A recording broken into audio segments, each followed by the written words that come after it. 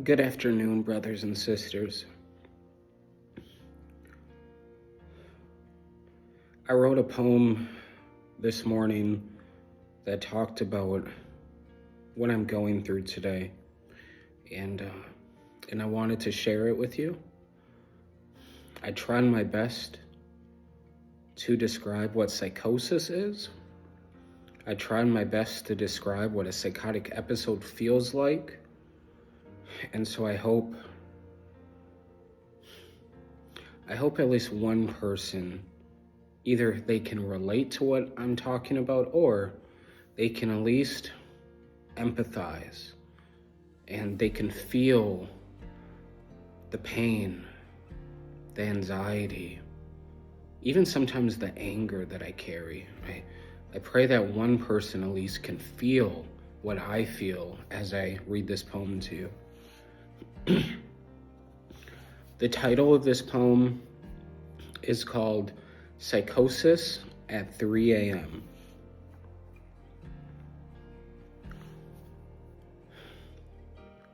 Today, my mind became a haunted house again.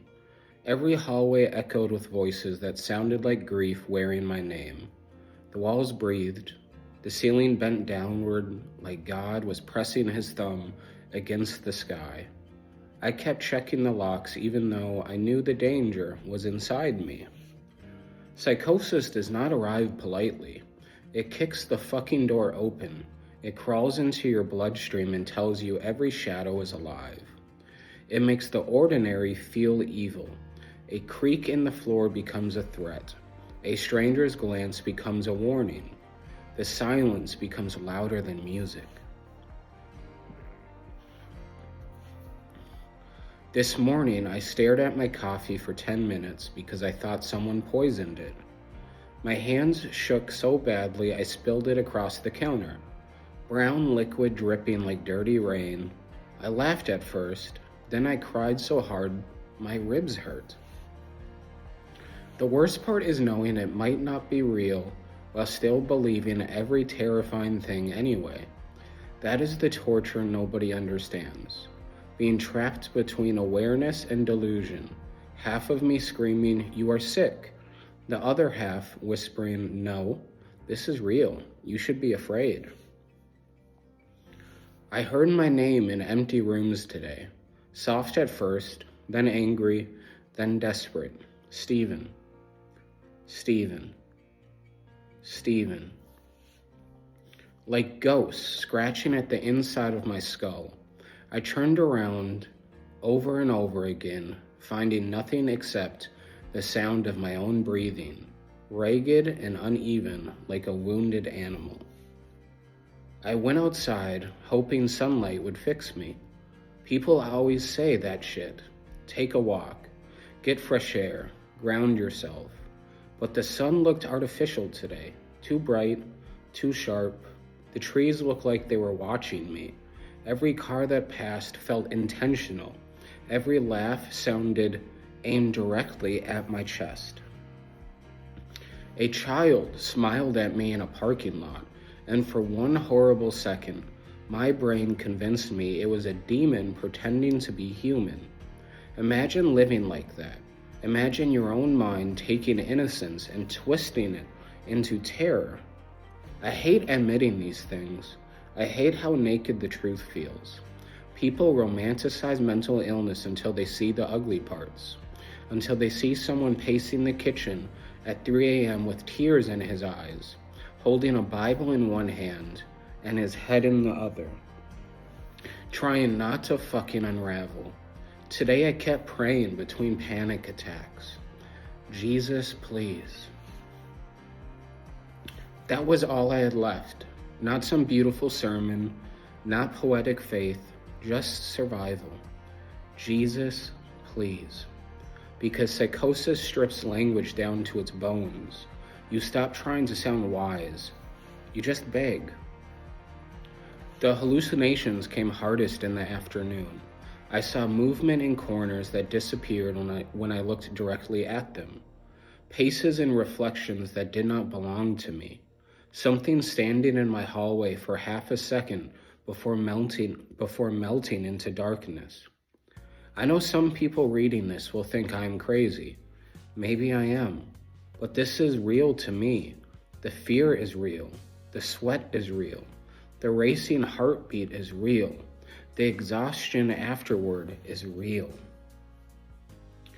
Do you know what it feels like to distrust your own eyes?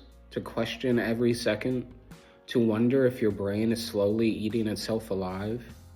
I kept trying to act normal today. That might be the saddest part. I answered texts, smiled at people, pretended I was okay while eternally fighting for my life. People see you surviving and assume you are not suffering, but surviving is ugly. Surviving looks like sitting on the bathroom floor trying not to scream. Surviving looks like gripping your own arms to remind yourself you exist. Surviving looks like crying in silence because you are tired of scaring people you love. At one point tonight, I covered every mirror in my apartment. I could not stand seeing my reflection move strangely. I could not handle wondering whether the man staring back at me was actually me. That's the thing about psychosis. It steals familiarity. Your home stops feeling safe. Your body stops feeling safe. Even your own thoughts become intruders. And still, somehow, I am here writing this. Still breathing, still fighting, still reaching toward God with bloody hands and exhausted faith. There is a particular loneliness in mental illness that words can barely touch. You become isolated inside experiences nobody else can see. A private apocalypse, a war hidden behind your forehead. I wanted to disappear today, not die necessarily, just vanish for a while, become weightless, become quiet, become something untouched by fear. But instead I stayed. I stayed through the hallucinations, through the paranoia, through the confusion, through the moments I thought I was losing my fucking mind completely. And maybe that matters. Maybe survival itself is holy. Maybe there is something sacred about a broken person choosing to remain alive one more night. Right now, the world is finally quieter. Not peaceful, just quieter. The voices are further away. The shadows have softened. My heartbeat no longer sounds like a war drum in my chest.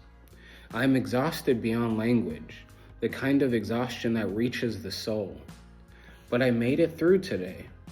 And if you have ever experienced psychosis, real psychosis, then you know that sometimes making it through the day is a goddamn miracle. So that is what I wrote, brothers and sisters, about what I'm feeling today, what I'm experiencing, what I'm hearing, what I'm seeing. And so I just want to ask that you keep me in your prayers. That's all. Just please keep me in your prayers. But if you have any questions about schizophrenia, if you have questions about, symptoms, or, what is it like, or how do I cope, or, any kind of questions, it can be about anything. I would love to answer those questions because I love spreading awareness, educating others about my serious mental illness. So thank you guys so much for listening. God bless you and have a wonderful afternoon. Peace.